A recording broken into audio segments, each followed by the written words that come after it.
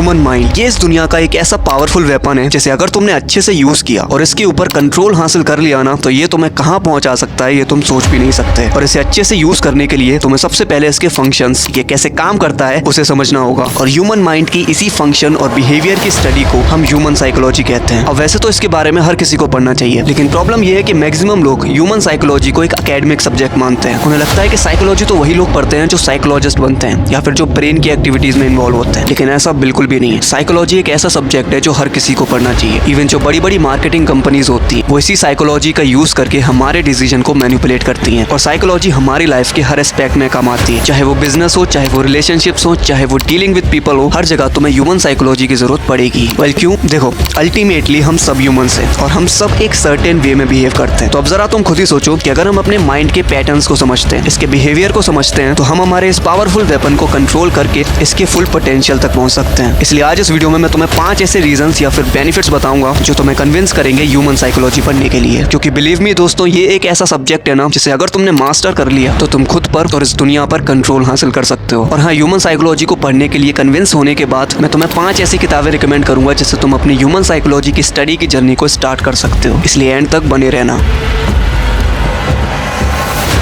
Reason number 1, to understand ourselves. Human psychology पढ़ने से हम हमारे थॉट्स, इमोशंस और बिलीव्स के मिरर रिफ्लेक्शन को देख पाते हैं। हम ये समझ पाते हैं कि हम जैसा बिहेव करते हैं वो क्यों करते हैं। और ये चीज बड़ी ही पावरफुल है, क्योंकि अगर तुम ये समझते हो कि तुम किसी भी सिचुएशन में जो भी एक्शन लेते हो वो क्यों लेते हो, क्यों ऐसा बिहेव करते हो, तो तुम नेक्स्ट टाइम अपने बिहेवियर को कंट्रोल करके उसे पॉजिटिव डायरेक्शन में भी ले जा सकते हो। नहीं समझ में आया ना? तो डरो मत, चलो एग्जाम्पल से देखो। हम में से मैक्सिमम लोग घर पे तो शेर बन के कुछ भी बोल देंगे, लेकिन जब बारी आती है स्टेज पर कई सारे लोगों के सामने बोलने की तो हमारी बोलती बंद हो जाती है। और इसके पीछे कई साइकोलॉजिकल रीजंस हैं। तो अब इमेजिन करो कि अगर तुम उन रीजंस को समझते हो, तुम ये समझते हो कि स्टेज पर जाने से तुम्हारे ब्रेन में क्या बिहेवियर पैदा होते हैं, तो नेक्स्ट टाइम तुम इस चीज को कंट्रोल भी कर सकते हो। और सिर्फ यही नहीं, अगर तुम अपने दिमाग के पैटर्न्स को समझते हो, खुद को समझते हो, तो तुम अपनी इस लाइफ को चेंज भी कर सकते हो। और मैं ये हवा में नहीं कह रहा हूँ। ओफ्रा विनफ्रे जो एक फेमस अमेरिकन होस्ट और एक टेलीविजन प्रोड्यूसर है, इनका बचपन काफी चैलेंजिंग रहा था और सालों तक ये डिप्रेशन में भी रही है। लेकिन ह्यूमन साइकोलॉजी के कुछ प्रिंसिपल्स की मदद से इन्होंने अपनी लाइफ को पूरी तरह से चेंज किया है। और इंटरनेट पर तुम्हें बहुत सारे एग्जाम्पल्स ऐसे मिल जाएंगे जहां पर ह्यूमन साइकोलॉजी की मदद से लोगों ने अपनी लाइफ चेंज की है। Reason number 2, to become emotional intelligent. हम ह्यूमंस एक इमोशनल एनिमल्स हैं जिसमें कई सारे इमोशंस भरे पड़े हैं। और हम अपनी लाइफ में क्या और कितना अचीव करेंगे ये इस बात पर डिपेंड करता है कि हम अपने इमोशंस को कैसे यूज करते हैं। क्योंकि हर रोज हमें कई सारी ऐसी सिचुएशन से डील करना पड़ता है जहां पर हमारे इमोशंस हम पर हावी हो जाते हैं और हमसे वो करवाने लगते हैं जो हम लॉजिकली तो नहीं करना चाहते लेकिन इमोशंस में बहकर कर जाते हैं। फॉर एग्जाम्पल, जब सुबह जल्दी उठना होता है और अलार्म बजता है तो लॉजिक तो कहता है कि उठ जा, लेकिन इमोशंस कहते हैं सो जा बाबू,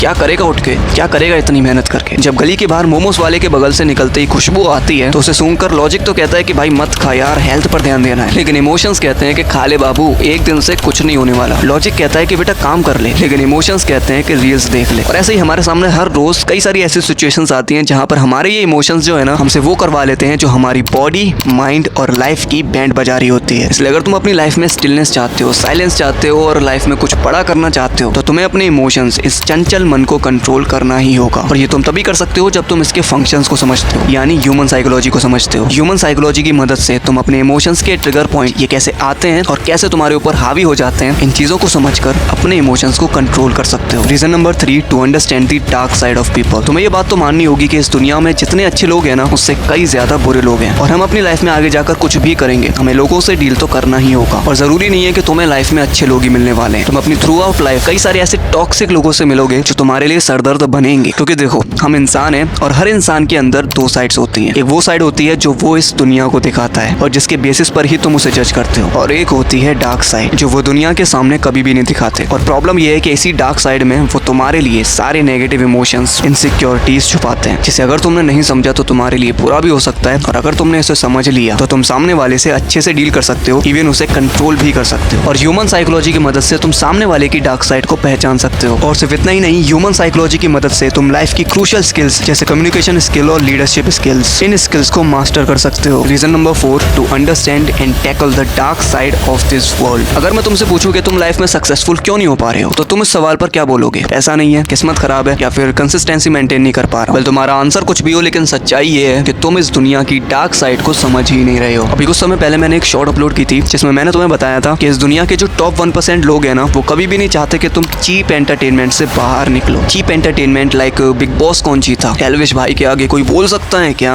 नागिन कौन है, इस एक्ट्रेस ने क्या पहना, क्या खाया, क्या पिया, विराट कोहली ने कितने रन बनाए, शुभमन गिल क्यों नहीं खेल पा रहा है, बारिश बरखा भी जूली, ये सब क्या है? तुम्हें लगता है ये सब तुम खुद देखते हो, या फिर इन चीजों को देखना या ना देखना तुम्हारे कंट्रोल में? अगर तुम ऐसा सोचते हो तो बिल्कुल गलत हो, क्योंकि ऐसा बिल्कुल भी नहीं है मेरे दोस्त। ये चीप एंटरटेनमेंट, फालतू की रील्स, फालतू की मीम्स तुम्हें जानबूझकर दिखाया जाता है। विश्वास नहीं हो रहा तो इंस्टाग्राम खोलकर देखो, फेसबुक खोलकर देखो, तुम्हें उसमें क्या दिखता है? तुम जब पहली बार इंस्टाग्राम के उस सर्च बटन पर जाते हो तो तुम क्या देखते हो? तुम्हें सबसे पहले वो टॉक्सिक चीजें ही तो दिखाई जाती हैं। तुम रील्स के ऑप्शन पर जाओ, 1-2 घंटे से पहले वापस नहीं आने वाले। तो ऐसा क्यों हो रहा है? तुम्हें क्या लगता है तुम कंट्रोल कर रहे हो इसे? ऐसा बिल्कुल भी नहीं है भाई। ये जितने भी एप्स तुम चलाते हो ना, चाहे वो इंस्टाग्राम हो गया, फेसबुक हो गया, अब तो यूट्यूब भी हो रहा है, इनके एल्गोरिथम को, इनके सेटिंग्स को ही कुछ इस तरह से डिजाइन किया गया है जिससे तुम इस चीज में फंसोगे ही फंसोगे। इन्हें बनाने वाली जो कंपनियां है ना, इन्होंने कई सारे अपने पैसे खर्च किए हैं हमारी साइकोलॉजी को समझने में। इनकी कई सारी साइकोलॉजिस्ट की टीम ने साइकोलॉजिकल रिसर्च करी ह्यूमंस के ऊपर कि हम किस चीज से ज्यादा अट्रैक्ट होते हैं, किस चीज से ज्यादा एडिक्टिव बनते हैं। तो इसलिए ये जो एप्स है ना, बस तुम्हारी साइकोलॉजी से खेलते हैं और इसीलिए तुम इसमें फंस जाते हो। तो इसलिए वो टॉप 1% लोग तो कभी चाहेंगे ही नहीं कि तुम इस चीज से बाहर निकलो, क्योंकि जिस दिन तुमने इनके बारे में पढ़ना शुरू कर दिया, डीप कंसेप्ट्स के बारे में पढ़ना शुरू कर दिया, लाइक फिलोसफी, साइकोलॉजी, मनी, तो इन लोगों का अस्तित्व खतरे में आ जाए। क्योंकि जो इंसान इन डीप कंसेप्ट्स को समझता है ना, वो सवाल करेगा, और इस दुनिया में वही लोग जीतते हैं जो सवाल करना जानते हैं, जिनकी थिंकिंग रैशनल होती है। और ये रैशनल थिंकिंग तुम तभी डेवलप कर सकते हो जब तुम ह्यूमन साइकोलॉजी और इन डीप कंसेप्ट्स को समझते हो। Reason number 5 to understand deep concepts of mind. तुम्हें पता है हमारा माइंड एक ऐसा मिस्टीरियस ऑब्जेक्ट है जिसके अंदर इतनी सारी मिस्ट्रीज छुपी हुई हैं जिसे आज तक साइंटिस्ट भी नहीं सॉल्व कर पाए हैं। और सबसे बड़ी मिस्ट्री तो हमारा ये सबकॉन्शियस माइंड है, जो कि इतना पावरफुल है जिसकी मदद से तुम कुछ भी अचीव कर सकते हो। लेकिन वो तभी होगा जब तुम इसके फंक्शन को समझते हो, तुम ये समझते हो कि ये कैसे काम करता है। इसलिए जब तुम ह्यूमन साइकोलॉजी पढ़ते हो ना, तो तुम अपने दिमाग के कुछ डीप कंसेप्ट्स को समझते हो, like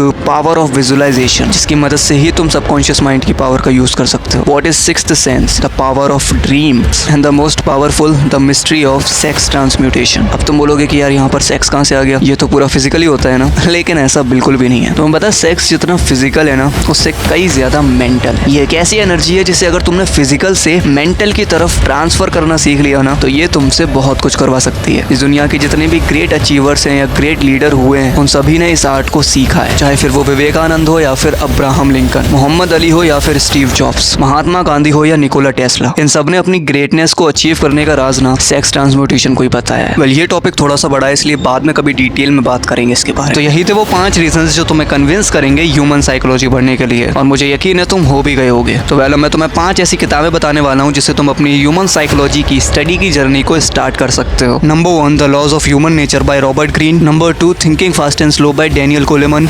number 3, sapiens by Yuval Noah Harari. Number 4, the power of your subconscious mind by Joseph Murphy. And number 5, think and grow rich by Napoleon Hill. अब अगर तुम्हें ये वीडियो पावरफुल लगी और थोड़ा सा भी तुमने सीखा हो कुछ, तो एक लाइक जरूर ठोकना और सब्सक्राइब कर ही जाना, और शेयर करो इस वीडियो को अपने जैसे ही यंग लोगों के साथ, ताकि वो भी ह्यूमन साइकोलॉजी को पढ़ने की इंपॉर्टेंस को समझ सके। मिलते हैं तुमसे अगली वीडियो में, तब तक के लिए जय हिंद।